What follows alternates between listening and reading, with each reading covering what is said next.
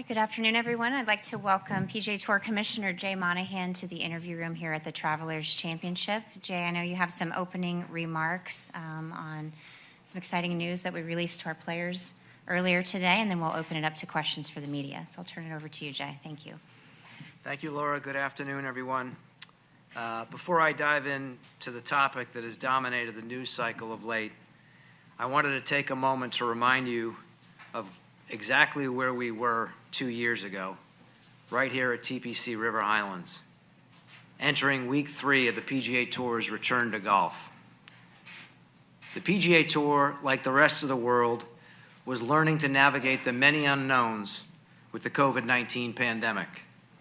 You'll remember we had several positive tests coming into the week and had to withdraw numerous players and caddies with the potential risk or fear that the return to golf would be cut short.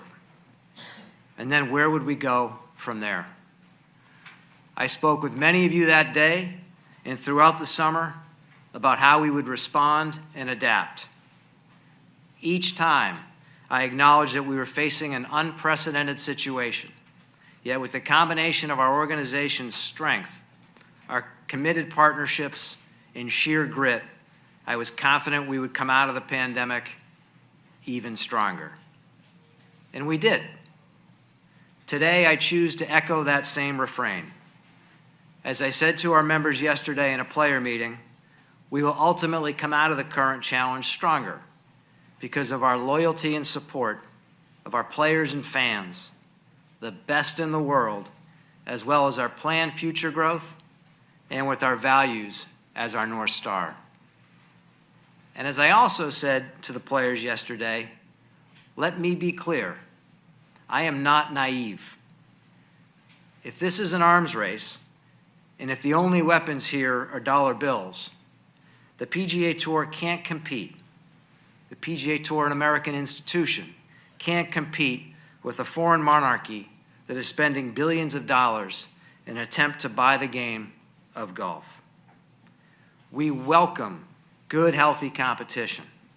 The LIV Saudi Golf League is not that. It's an irrational threat, one not concerned with the return on investment or true growth of the game. Currently, no one organization owns or dominates the game of golf. Instead, the various entities, be it Augusta National or the USGA or the LPGA or the PGA Tour or the PGA of America, work together to meet our own respective priorities, but with the best interests of the game overall at heart. But when someone attempts to buy the sport, dismantle the institutions that are intrinsically invested in its growth, and focus only on a personal priority, that partnership evaporates. And instead, we end up with one person, one entity, using endless amounts of money to direct employees, not members or partners, toward their personal goal, which may or may not change tomorrow or the next day. I doubt that's the vision any of us have for the game. Now, I know legacy and purpose sound like talking points that don't mean much. But when I talk of those concepts, it isn't about some sort of intangible moral high ground. It is our track record as an organization and as a sport. On the PGA Tour, our members compete for the opportunity to add their names to history books. And yes, significant financial benefits, without having to wrestle with any sort of moral ambiguity. And pure competition creates relevancy and context, which is what fans need and expect in order to invest their time in a sport and in a player. That's the beauty of the PGA Tour. We have and always will provide a global platform for members to compete against the very best, earn their stardom, and become household names. You just heard from Exhibit A, Scottie Scheffler's meteoric rise over the last 4 years, Korn Ferry Tour Player of the Year in 2019, PGA Tour Rookie of the Year in 2020, Ryder Cup Rookie in 2021, World #1, FedEx Cup leader, having won 4 times in 6 weeks, including the Masters tournament. His journey is that of a true meritocracy. If you're good enough, you will rise to the top. And if you don't continue to earn that top spot, someone else as hungry and as talented is right there to take your place. Again, that's the unique beauty of what the tour has and always will offer to fans. It's damn good, and it's worth fighting for. Now, finally, and most importantly, I want to talk about where the PGA Tour is headed. We don't expect to overcome this current challenge by relying on our legacy and track record alone. We've been on a path for a number of years to strengthen and evolve our product for the benefit of our fans and players alike.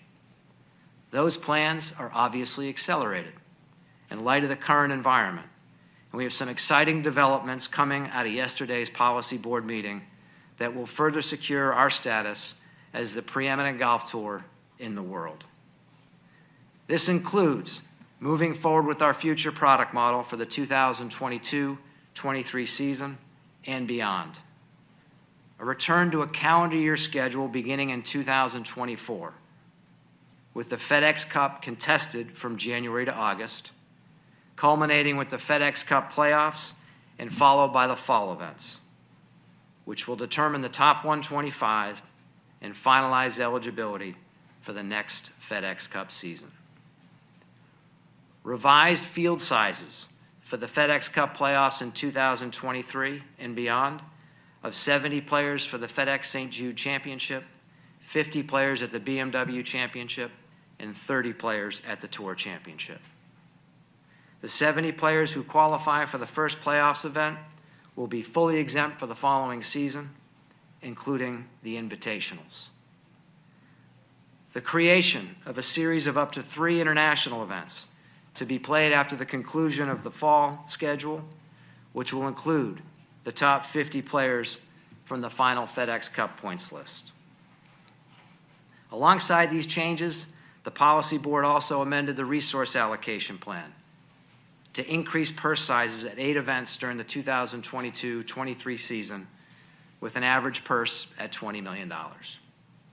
Again, there is more work to be done and details to confirm, but implementing substantial changes to our schedule gives us the best opportunity to not only drive earnings to our players, but also improve our product and create a platform for continued growth in the future. I know that's a lot to digest. I'm happy to take your questions and answer with as much detail as I can.